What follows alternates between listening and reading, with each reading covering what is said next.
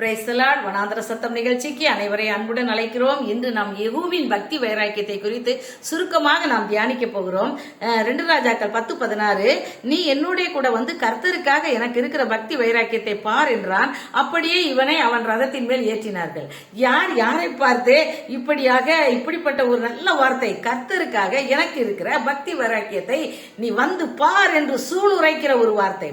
இது சொல்லுகிற ஒரு மனிதன், ஒரு சேனாதிபதி, சாதாரண ஒரு சேனாதிபதி. ரொம்ப அநேக சேனாதிபதிகள் அந்த நாட்டில் இருந்தாங்க ஆகாப் ராஜாவுக்கு. ஆனா அதுல ஒரு சின்ன ஒரு சேனாதிபதியாக இருந்தவன் தான் இந்த யெகூ. நம்மை போல ஒரு சாதாரண ஒரு மனிதன் தான். அவன் இப்படிப்பட்ட ஒரு நல்ல வார்த்தையை சொல்வதற்கு எவ்வளவு வைராக்கியத்தோடு சொல்கிறான் என்பதை முதலாவது நீங்க பாருங்க. அதை யாரிடத்தில் சொல்லுகிறான்?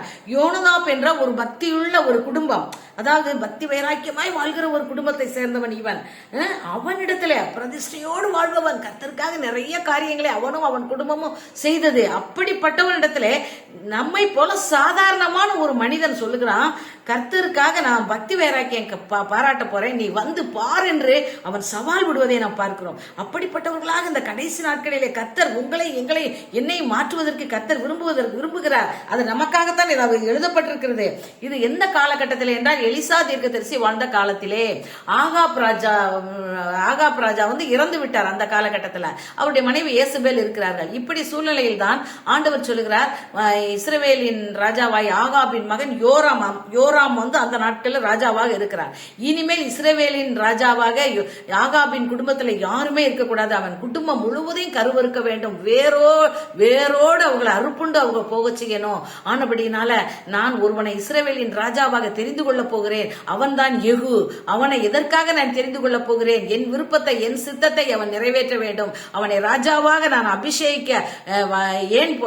அபிஷேகிக்க போகிறேன் என்றால், அவன் ஆகாபின் குடும்பம் முழுவதையுமாக அழித்து தீர வேண்டும். அதுதான் என்னுடைய சித்தம் அவனை குறித்தே என்று சொல்லி எலிசா தீர்க்கதரிசியிடம் அவனை அபிஷேகம் பண்ணும்படியாக சொல்லுகிறார். அப்பொழுது எலிசா தீர்க்கதரிசி இன்னொரு தீர்க்கதரிசியை அவரோடு இருப்பவரை கூப்பிட்டு தைல குப்பியை கொடுத்து, நீ போய் அவனை ரகசியமாக அவர் சகோதரர் நடுவிலே அழைத்து ரகசியமாக அவனை நீர் அபிஷேகம் பண்ணு. அவனிடத்துல இப்படி எதற்காக தேவன் உன்னை இஸ்ரவேலின் ராஜாவாக தெரிந்து கொள்கிறார் என்பதை நீ அறிந்து கொள்.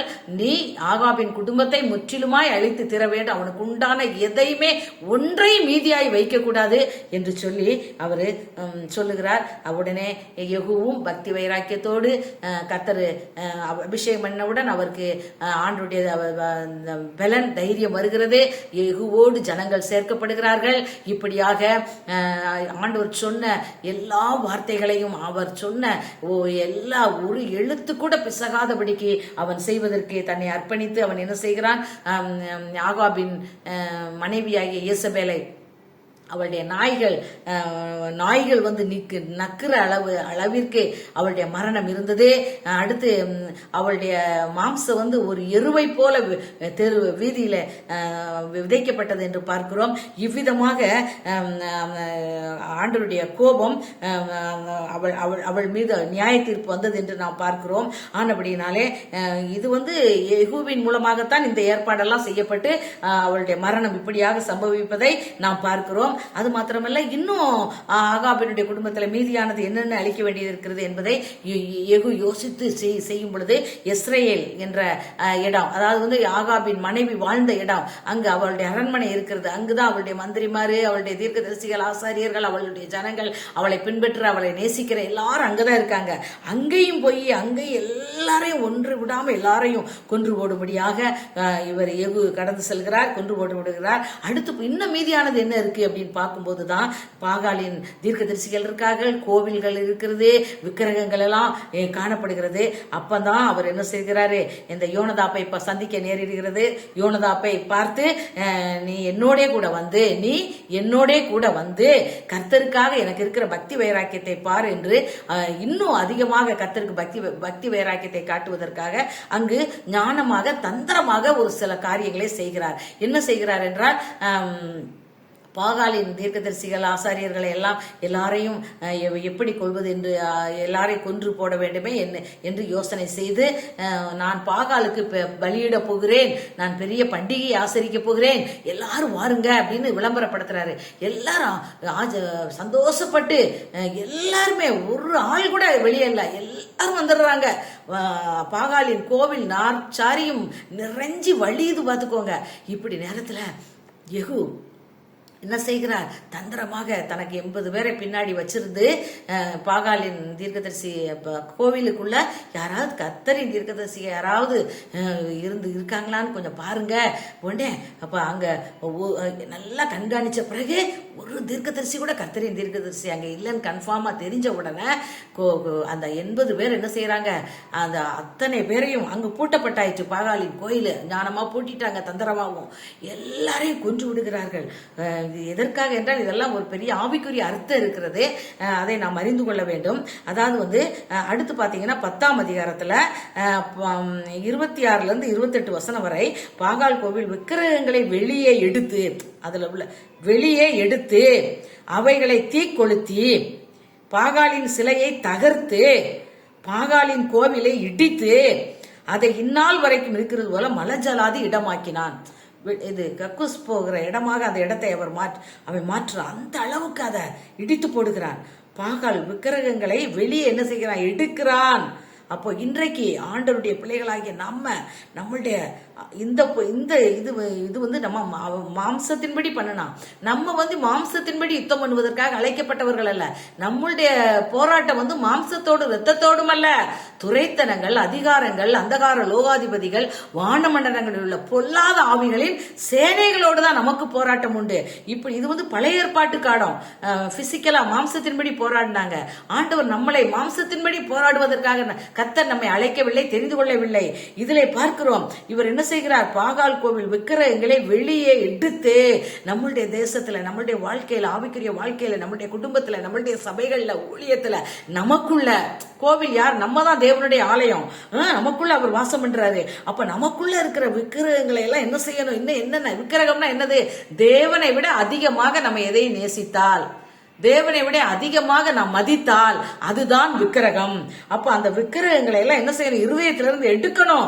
வெளியே எடுத்து அவைகளை தீக்கொளுத்தினா தேவனுடைய அக்கினினால் அவைகள் பரிசுத்தாவினால் நிரம்பி அந்நிய பாஷையில ஜெபிக்கும் போது அவைகள் அவைகள் பரிசுத்தாவினால் அவைகள் தீயை பற்றி எரிகிறது என்று அர்த்தம். அடுத்து பாகாலின் சிலையை தகர்த்து, அதாவது சிலையை தகர்த்து, நம்மளுடைய வீட்டுல இன்றைக்கு ரட்சிக்கப்பட்ட அபிஷேகம் பண்ணப்பட்ட தேவனுடைய பிள்ளைகளும் கூட நம்மளுடைய வேலை செய்யற இடத்துல, நம்மளுடைய வீடுகள்ல, நம்மளுடைய ஆலயங்கள்ல, ஊழியங்கள்ல எத்தனையோ சிலைகளை நாம் வைத்திருக்கிறோம்.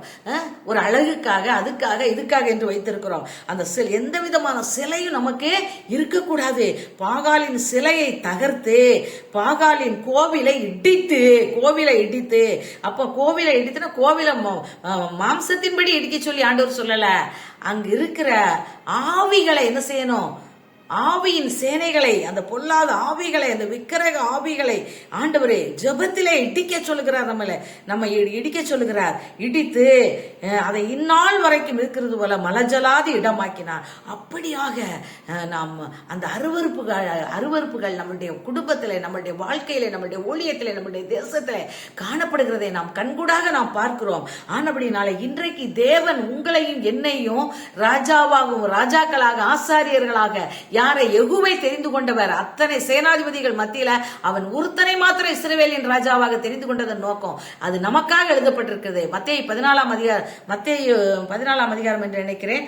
மத்தேயு 22:14 வசனத்துல போட்டிருக்கு, அழைக்கப்பட்டவர்கள் அநேகர், ஆனால் தெரிந்து கொள்ளப்பட்டவர்கள் சிலர். அந்த தெரிந்து கொள்ளப்பட்ட சிலராக நாம் காணப்படுகிறோம். அவர்கள் ராஜாக்களாக, ஆசாரியர்களாக கர்த்தர் நம்ம இந்த நாட்களிலே தெரிந்து கொண்டிருக்கிறார். நமக்கு இந்த உலகத்துல 2 ராஜ்யங்கள் செயல்பட்டுக் கொண்டிருக்கிறது. தேவனுடைய ராஜ்யம், பிசாசின் ராஜ்யம். ஆனபடினாலே அந்த பிசாசின் ராஜ்யத்தை எப்படி இடிக்க வேண்டும், அழிக்க வேண்டும், தீக்கொளுத்த வேண்டும், எப்படியாக நாம் இருக்க வேண்டும் என்பதை கற்றுக் கொடுப்பதற்கு கர்த்தருடைய ஆவியானவர், மாம்சத்தின்படி நீங்கள் போராட வேண்டாம், உங்களுடைய யுத்தம் மாம்சத்திற்குரியது அல்ல, அது ஆவிகளின் சேனைகளோடு, பொல்லாத ஆவிகளின் சேனைகளோடு, ஆகாபின் ஆவிகள், ஏசபேலின் ஆவிகள், பாகாலின் ஆவிகள். இந்த நாட்களிலே உங்களுடைய தேசம் முழுவதும் நீங்க இருக்கிற இடத்துல ஊரில் ஒருவனும் வம்சத்தில் 2 பேருமாக உங்களை நான் தெரிந்து கொண்டேன். ஆனபடினாலே நீங்கள் யெகூவை போல என்னுடைய சித்தத்தை, என்னுடைய விருப்பத்தை நீங்கள் செய்து பக்தி வைராக்கியத்தை காட்டுங்கள் என்று தேவன் நம்மை அழைத்திருக்கிறார். ஆனபடினாலே நாம் இன்றைக்கு பரிசுத்த ஆவியினால் நிறைந்து கர்த்தருடைய ஆவியினால் நிரப்பப்பட்டவர்களாக இந்த நாட்களிலே யெகூவை போல ரீகாபாரா கண்களை மூடி ஜெபிப்போமா?